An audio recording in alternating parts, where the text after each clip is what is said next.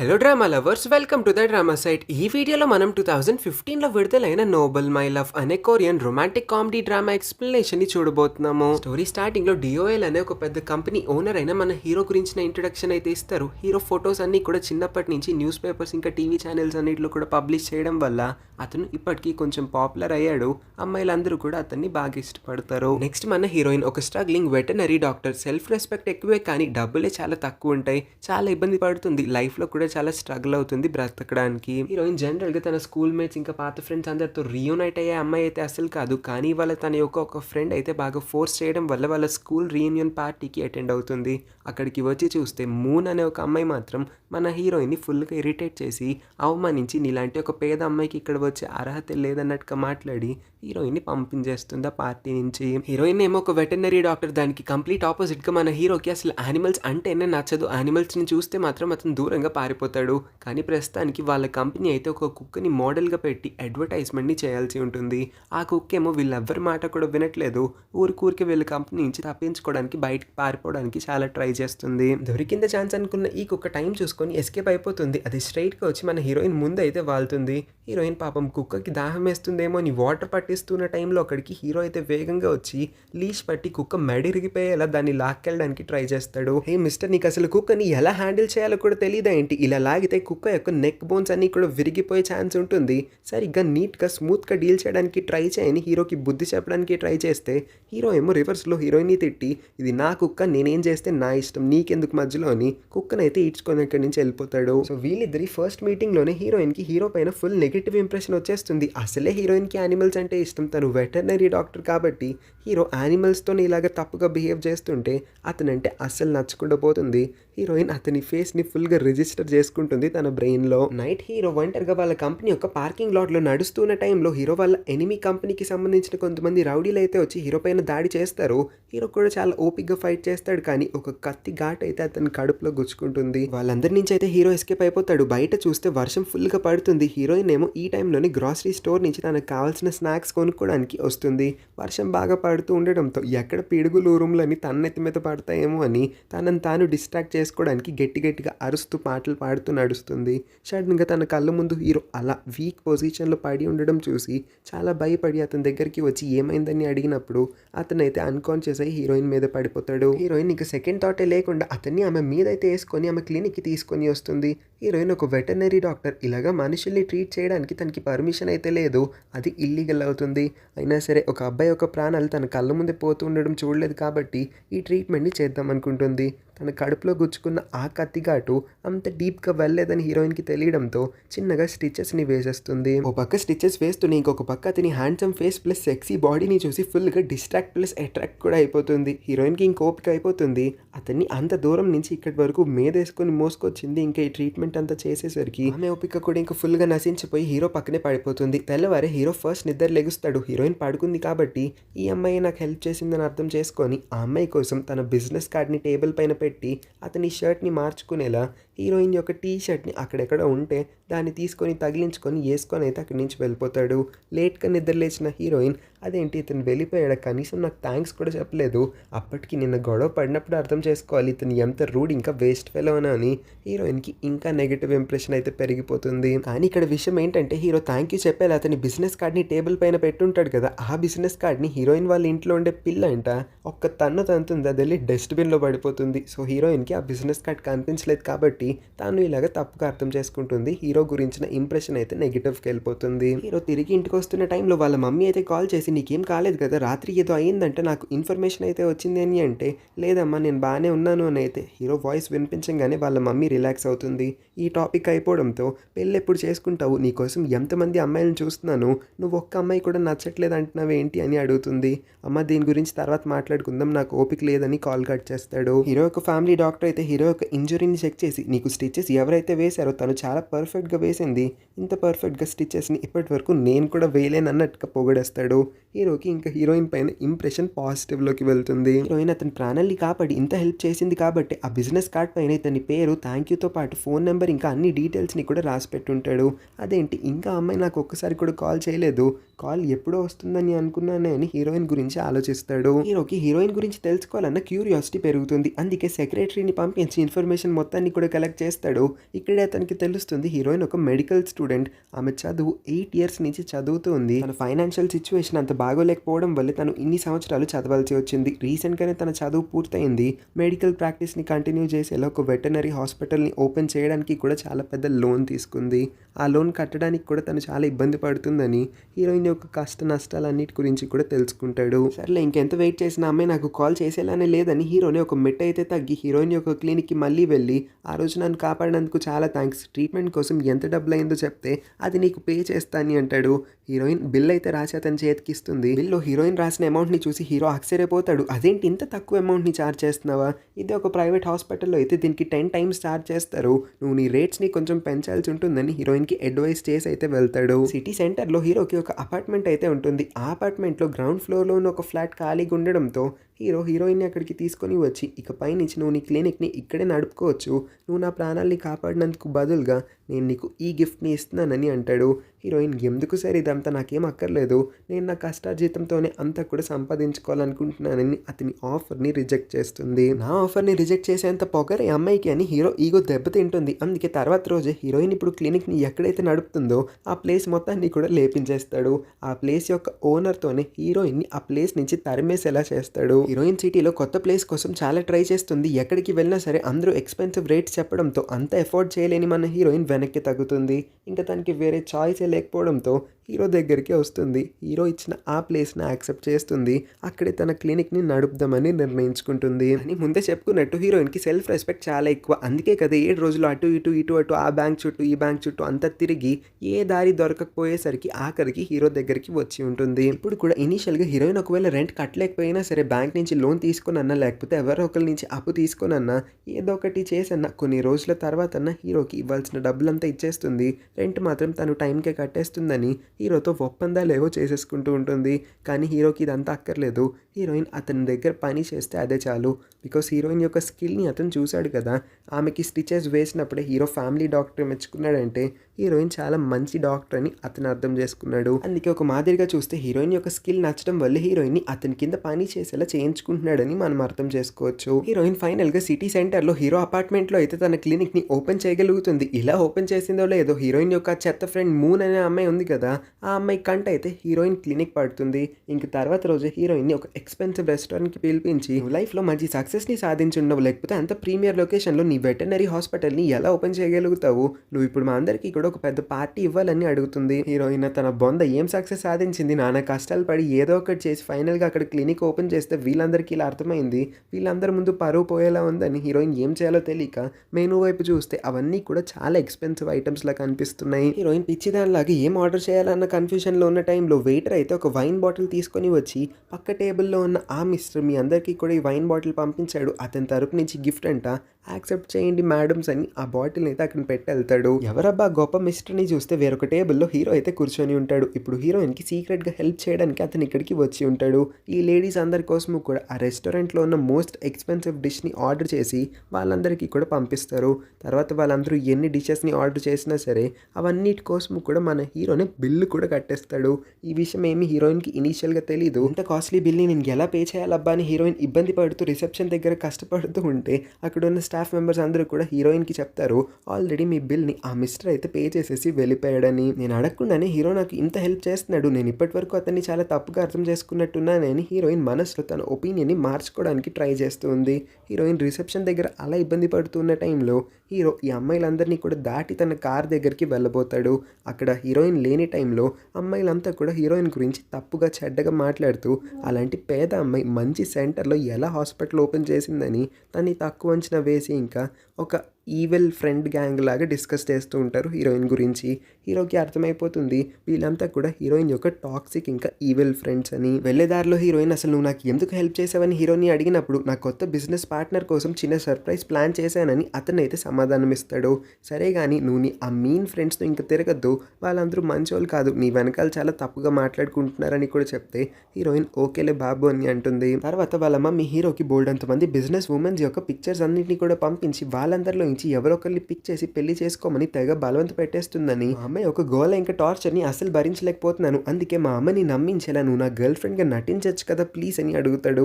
ఏంటి fake girl ఫ్రెండా, ఇలాంటివన్నీ నా వల్ల కాదు, నేను అసలు ఇలాంటి పనులు చేయాలనుకోవట్లేదని హీరోయిన్ ఇమ్మీడియట్గా అతని ఆఫర్ని రిజెక్ట్ చేస్తుంది.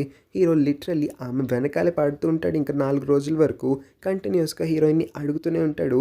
అయినా హీరోయిన్ యొక్క ఒపీనియన్ అయితే చేంజ్ అవ్వదు. హీరోయిన్కి ఇలా కాదనుకొని డైరెక్షన్ని మార్చి స్ట్రైట్గా హీరోయిన్ దగ్గరికి వచ్చి ఈ కాంట్రాక్చువల్ రిలేషన్షిప్ అంతా కూడా జస్ట్ 3 months మాత్రమే. మా మమ్మీ ముందు నువ్వు నా ఫేక్ గర్ల్ ఫ్రెండ్ లాగా యాక్ట్ చేసావంటే ఇంకా జీవితాంతం నువ్వు నీ క్లినిక్కి రెంట్ కట్టక్కర్లేదు, నీ లోన్ డబ్బులన్నీ కూడా నేనే తీర్చేస్తాను, నీ ఇబ్బందులన్నీ కూడా పోతాయన్న ఆఫర్ని ఇస్తాడు. హీరోయిన్కి ఇంతకన్నా బంపర్ ఆఫర్ ఎవరిస్తారు చెప్పండి. ఇంకా సెకండ్ థాటే లేకుండా అతని యొక్క ఈ బంపర్ ఆఫర్ని యాక్సెప్ట్ చేసి అతని యొక్క ఫేక్ గర్ల్ ఫ్రెండ్గా ఉండడానికి ఒప్పేసుకుంటుంది. వీళ్ళ ఈ కాంట్రాక్ట్ ప్రకారం హీరో ఈ రిలేషన్షిప్లో డామినెంట్ పర్సన్ అయితే హీరోయిన్ అందరి కళ్ళకి కూడా వీళ్ళ రిలేషన్షిప్ జెన్యూన్ అని ప్రూవ్ చేయాల్సి ఉంటుంది. అది హీరోయిన్ యొక్క బాధ్యత. ఇంకా 3 నెలల వరకు వీళ్ళిద్దరూ కూడా ఇంక ఏ పర్సన్ని చూడడానికి వీల్లేదు. అంటే హీరోయిన్ వేరే అబ్బాయిలతో మాట్లాడకూడదు, వాళ్ళని కలవకూడదు కూడా. వీళ్ళిద్దరూ ఎంత బిజీగా ఉన్నా ప్రతిరోజు కనీసం కలిసి కాసేపన్నా మాట్లాడుకోవాల్సి ఉంటుంది. ఈ రూల్స్ అన్నిటిలో కల్లా ఎవరు ఏ రూల్ని బ్రేక్ చేసినా సరే వాళ్ళకి 100 million ఫైన్ అయితే పడుతుంది. ఇంకా ఈ అపార్ట్మెంట్లో ఉన్న ఫ్లాట్ని కూడా కోల్పోల్సి వస్తుందన్న కాంట్రాక్ట్ని ఇద్దరు కూడా ఒప్పుకొని సైన్ చేస్తారు. హీరోయిన్కి ఒంటరిగా ఉంటే టైం పాస్ అవ్వట్లేదు, అందుకే తను డాన్స్ క్లాస్లో జాయిన్ అవుదాం అనుకుంటుంది. హీరో కూడా ఆమెని డాన్స్ క్లాస్ వరకు డ్రాప్ చేయడానికి వస్తాడు. అక్కడ హీరోయిన్ యొక్క పాత ఫ్రెండ్ అయిన సాంగ్ అనే ఒక అబ్బాయి కూడా ఉంటాడు. వాళ్ళిద్దరూ కొంచెం క్లోజ్గా మాట్లాడుకోవడం హీరో అయితే నోటీస్ చేస్తాడు. హీరోయిన్ ఆ డాన్స్ క్లాస్లో డ్రాప్ చేసి ఇతను మళ్ళీ తిరిగి ఇంటికి వెళ్ళిపోవడానికి కార్లోకి వచ్చి కూర్చుంటాడు. కానీ అతని ఆలోచనలన్నీ కూడా హీరోయిన్ ఏం చేస్తుంది, హీరోయిన్ ఇంకా ఆ సాంగ్ ఇద్దరు కూడా కలిసి డ్యూయట్ డాన్స్ చేస్తారా ఏంటి, హీరోయిన్ నా కొంప ముంచేలా ఉంది అని చాలా జెలస్గా ఫీల్ అవుతాడు. కరెక్ట్గా అదే టైంకి రామి అనే ఒక అమ్మాయి అయితే నడుచుకుంటూ హీరో కోసం వచ్చేస్తుంది. ఈ రామి ఇప్పటి నుంచి కాదు, తను స్కూల్ టైంలో ఉన్నప్పటి నుంచి కూడా మన హీరోని ఇష్టపడుతూ ఉంది.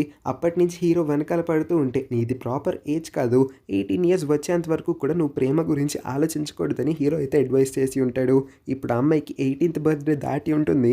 అందుకే హీరో ఎక్కడున్నా సరే వెతుక్కుంటూ హీరో దగ్గరికి వచ్చేస్తుంది. రామి హీరోతో మాట్లాడుతూ ఇప్పుడు నాకు 19 years వచ్చేసింది, నన్ను ఇప్పటికన్నా పెళ్లి చేసుకుంటారా సార్ అని అడిగినప్పుడు లేదు లేదు నాకు ఆల్రెడీ ఒక గర్ల్ ఫ్రెండ్ ఉంది, ఆల్రెడీ ఒక గర్ల్ ఫ్రెండ్ ఉన్నప్పుడు నేను నిన్నెలా పెళ్లి చేసుకుంటాను అని అంటాడు. నువ్వు అబద్ధం చెప్తున్నావు కదా, నీ గర్ల్ ఫ్రెండ్ ఏమీ ఉండుండదు, నా నుంచి ఎస్కేప్ అవ్వడానికి ఈ మాటలని చెప్తున్నావని అంటే వెంటనే హీరోయిన్కి కాల్ చేసి హీరోయిన్ని ఆ ప్లేస్కి రప్పించుకుంటాడు. హీరోయిన్ని చూడంగానే ఏంది ఇది నీ గర్ల్ ఫ్రెండా, ఏ అమ్మాయి ఇదిగో నీ వయసు ఎంత అని అడిగినప్పుడు 30 years అని హీరోయిన్ అంటుంది. అమ్మ 30 ఏళ్ళ అమ్మాయిని నువ్వు ప్రేమిస్తున్నావా, 30 years అమ్మాయిని నువ్వు ఎలా పెళ్లి చేసుకుంటావు, అసలు నీకు ఈ అమ్మాయి సెట్ అయ్యే అమ్మాయే కాదు, నన్ను చూడు నాకు 19 years మాత్రమే, నీకన్నా కొంచెం చిన్న అమ్మాయిని నన్ను పెళ్లి చేసుకోవాలి, అయినా సరే ఆంటీలాగా కనిపిస్తున్న ఈ అమ్మాయిని ప్రేమించడం ఏంటి, చీ చీ చీ చీ చీ చీ అని హీరోయిన్ని అవమానిస్తుంది. హీరోయిన్కి ఇంక బొల్లు మండేసరికి ఆ రామితో ఆర్గ్యుమెంట్లోకి దిగుతుంది.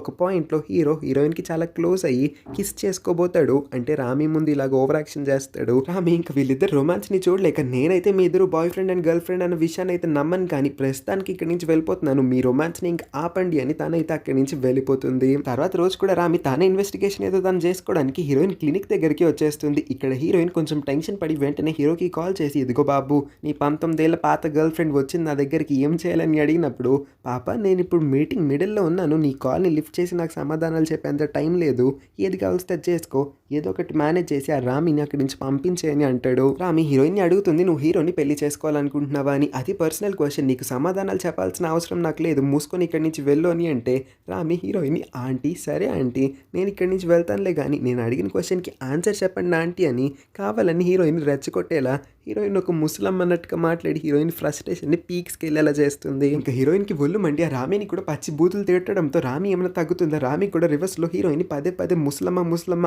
ఆంటీ అని అరిచేసరికి వాళ్ళిద్దరి మధ్యన ఒక హీటెడ్ ఆర్గ్యుమెంట్ అయితే జరుగుతుంది. ఇంకా హీరోయిన్దే ఆ ప్లేస్ కాబట్టి రామి మూసుకొని ఆ ప్లేస్ నుంచి వెళ్ళిపోతుంది. హీరోయిన్ ఒక ఇంపార్టెంట్ బిజినెస్ పార్టీకి తీసుకొని వెళ్తాడు. అక్కడ హీరో లాంటి ఒక రిచ్ పర్సన్ పక్కన హీరోయిన్ ఉండడం, హీరోయిన్ ఇంకా చాలా రిచ్ డ్రెస్ని వేసుకోవడం, హీరోయిన్ యొక్క చెత్త బెస్ట్ ఫ్రెండ్ మూన్ ఉంటుంది కదా తను కూడా ఈ పార్టీకి వచ్చి ఉంటుంది. ఇది చూసి హీరోయిన్ దగ్గరికి వచ్చి హీరోయిన్ దెబ్బి పొడవడానికి చాలా ట్రై చేస్తుంది. కానీ రివర్స్లో హీరోనే అక్కడికి వచ్చి ఆ మూన్ని బాగా తిట్టయితే ఆ పిల్లని అక్కడి నుంచి పంపించేస్తాడు.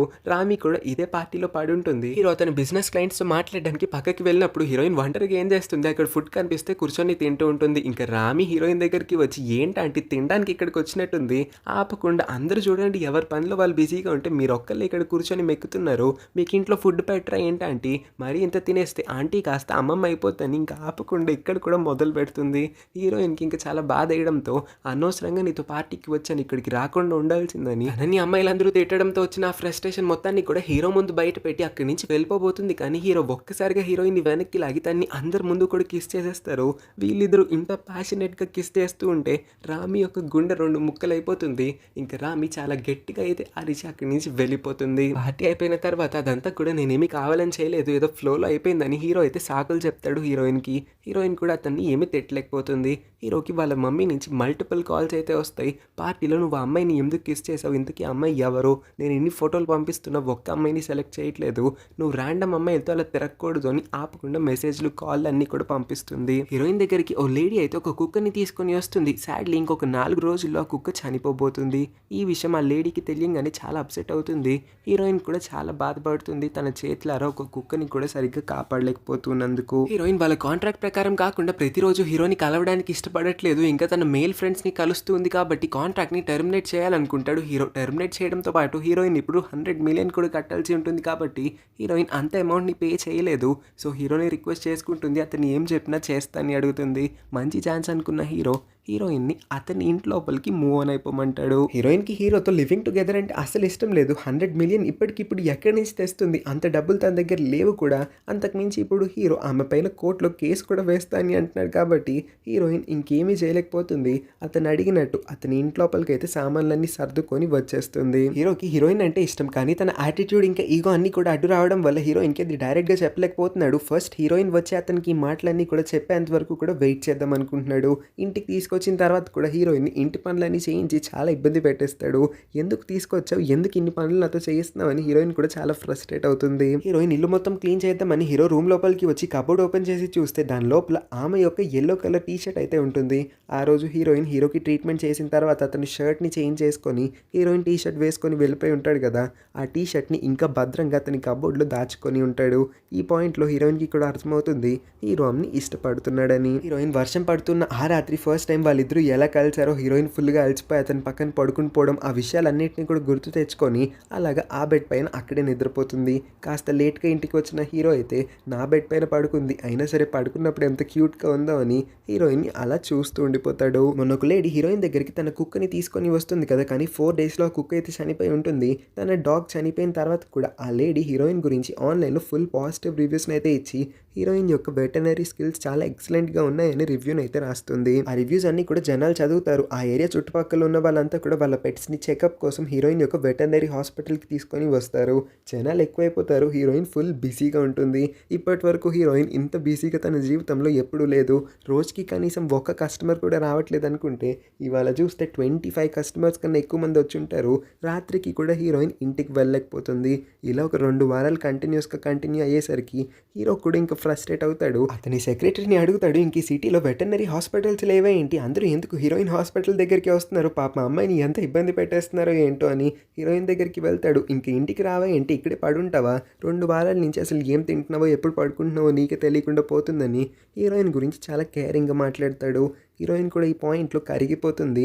వాళ్ళిద్దరి మధ్యన అట్మాస్ఫియర్ అంతా కూడా బాగుండడంతో ఫస్ట్ కిస్ కూడా అయిపోతుంది చాలా మంచిగా. ఇదివరకు ఉంటే వీళ్ళిద్దరి మధ్యన ఒకరికి ఈగో ఉంటే ఇంకొకరికి ఫుల్ యాటిట్యూడ్ అయితే ఉంటుంది. కానీ రోజులు గడిచే కొద్దీ ఈ మధ్య వీళ్ళిద్దరి మధ్యన అండర్స్టాండింగ్ పెరిగి ఒకరితో ఒకరు చాలా క్లోజ్ అవుతారు. బికాస్ ఇద్దరు ఒకే ఇంట్లో కూడా ఉంటున్నారు కాబట్టి. కానీ హీరో ఇంట్లో ఒక పేద అమ్మాయి ఉంది, వీళ్ళిద్దరూ కూడా దగ్గర అవుతున్నారని ఈ విషయం హీరో వాళ్ళ మమ్మీకి తెలియడంతో ఆవిడ చాలా కోపం తెచ్చుకొని హీరోయిన్ ఎలాగన్నా హీరోకి దూరం చేద్దాం అనుకొని హీరోయిన్ దగ్గరికి వచ్చి తన్ని అవమానించేలా బోల్డ్ అని మాటలైతే మాట్లాడి ఆమెకి కావాల్సినంత డబ్బులు ఇస్తాను, నా కొడుకునైతే వదిలేసి దూరంగా వెళ్ళిపో, నువ్వు ఒకవేళ నా కొడుకుని పెళ్లి చేసుకోవాలనుకుంటే చాలా కండిషన్స్ ఉన్నాయని ఏదేదో అగ్రిమెంట్స్ అన్నిటి మీద సైన్ చేయాలని బోల్డ్ అని ఫిట్టింగ్లు అయితే పెడుతుంది. ఆ అగ్రిమెంట్స్లో ఒక్క పాయింట్ కూడా హీరోయిన్కి నచ్చేలా ఉండదు. ఫర్ ఎగ్జాంపుల్ ఇప్పుడు హీరోయిన్ కనుక హీరోని పెళ్లి చేసుకుందంటే పెళ్ళైన తర్వాత వాళ్ళిద్దరికి అసలు సెట్ కావట్లేదని డివోర్స్ తీసుకోవాలనుకున్నారంటే, ఫర్ ఎగ్జాంపుల్ డివోర్స్ వరకు వెళ్ళారంటే వాళ్ళిద్దరికి పుట్టిన బిడ్డ ఉంటాడు కదా, ఆ బిడ్డనంట హీరో తీసుకెళ్ళిపోతాడంట. హీరోయిన్కి తన పిల్లల పైన ఇంక ఎటువంటి అధికారము కూడా కూడా ఉండదని రూల్స్ అన్నీ కూడా ఇలానే వాళ్ళ మమ్మీ కావాలని రాసి తెచ్చి హీరోయిన్ ముందు పెడుతుంది. సో ఇప్పుడు హీరోయిన్ తన కొడుకుని పెళ్లి చేసుకోవాలంటే